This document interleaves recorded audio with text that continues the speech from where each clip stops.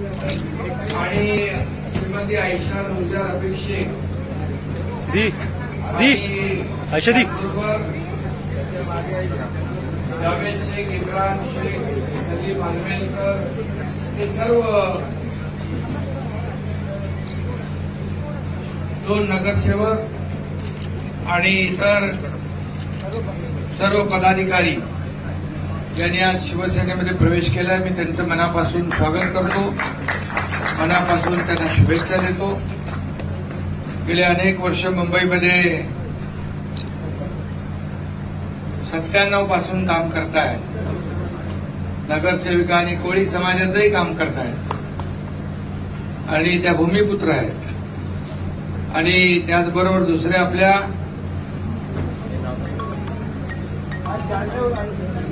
जालन्यावरून त्या इथं प्रवेश घ्यायला आल्या.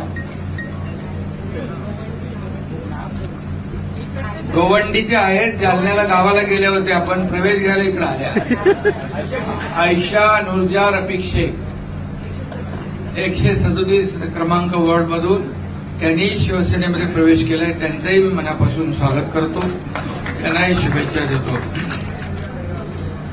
आणि म्हणून गेले अनेक दिवस, गेल्या अनेक 2 वर्षापासून सातत्याने शिवसेनेमध्ये महाराष्ट्रातल्या विविध भागातून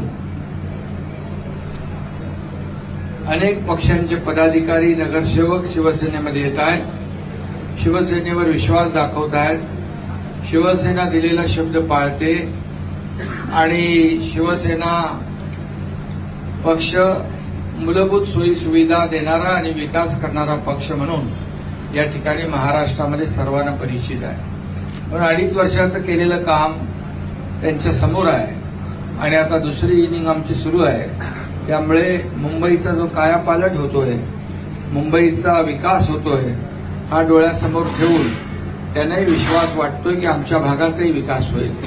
आणि म्हणून या विकासाच्या अजेंड्यावर त्यांनी पक्षात प्रवेश केलाय. मी त्यांचं मनापासून स्वागत करतो, मनापासून शुभेच्छा देतो.